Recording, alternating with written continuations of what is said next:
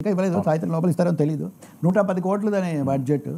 అప్పుడు అది సరిగా అమలు జరగలేదు, శ్రద్ధ చూపించట్లేదని, ఈవెన్ అధికారుల మధ్య కూడా సమన్వయం లేదని దాన్ని మార్చి, అధికారులను కూడా మార్చి అదనపు బాధ్యతలు ఇవన్నీ అప్పగించారు. ఒక విచారణ కమిషన్ వేశారు. భూమా అఖిలప్రియ కూడా అప్పుడు ఈ విషయంలో చొరవ తీసుకున్నారు ఎక్కువ. అక్కడ బైరెడ్డి సిద్ధార్థ రెడ్డి ఏమో ఆయన శాప్ చైర్మన్ స్పోర్ట్స్ అథారిటీకి, మేము క్రీడా టూరిజం శాఖ మంత్రి కదా.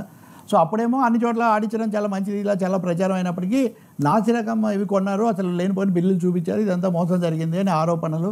దాని మీద విచారణ కమిషన్ నియమించడం. ఆ కమిషన్ అయితే 30-40 కోట్ల మధ్యలో ఇది ఉందని తేలిచ్చింది అని చెప్తున్నారు. వేదిక పూర్తిగా బయటకు వస్తే కానీ మనకు అర్థం కాదు.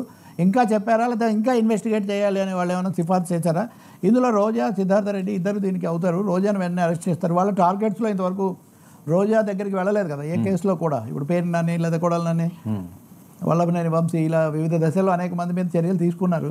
పేర్లు ఎవరెవరు ఉన్నాయి, ఎవరు ఏం పాత్ర నిర్వహించారు, మనం నివేదిక బయటకు వచ్చాక మనకు కొంత అది తెలుస్తుంది, కనీసం వివరాలు వచ్చాక.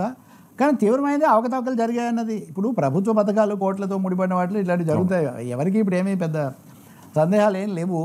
ఒకటైతే నిజం, నివేదిక రాగానే అరెస్ట్ చేస్తారా, దాన్ని కోర్టులో ప్రొడ్యూస్ చేసి దాని మీద ఒక ఛార్జ్ షీట్ ఇవేవో తయారు చేయాలి కదా. కాబట్టి వారెంట్ కూడా ఇష్యూ కావాలి, సమన్స్తో వెళ్ళాలి, సిట్ పెడతారా, ఇవన్నీ మనం చూడాలి. కానీ రోజా అరెస్ట్ వైపు ప్రభుత్వం నడుస్తుందనేది చాలా స్పష్టం. ఈ మధ్య మాట్లాడిన అంశాలు కూడా కొన్ని, మొదటేమో ఆమె మీద మాట్లాడారు, ఆమె మనం కూడా ఖండించడం బాగాలేదు ఇదని.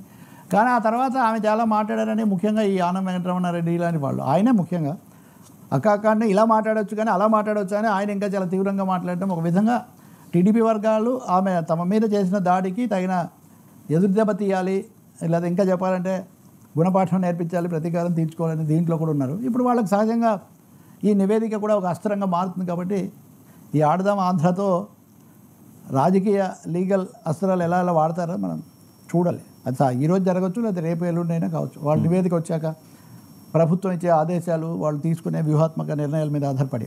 కానీ చిత్తూరు జిల్లాలో, తిరుపతిలో కూడా టెన్షన్ అయితే క్రమంగా కొంతకాలంగా, పాత చిత్తూరు జిల్లాలో ఇప్పుడు జిల్లాలు కూడా పెంచుతూ ఉంటున్నారు కదా, టెన్షన్ అది అయితే పెరుగుతుంది. ఆ క్రమంలో రోజా కావచ్చు, భువన కరుణాకర్ రెడ్డి కావచ్చు, చెవిరెడ్డి భాస్కర్ రెడ్డి ఇప్పటికే లోపల ఉన్నాడు. ఈ టార్గెట్ అన్నది బాగా పెరుగుతున్న మాట మాత్రం నిజం.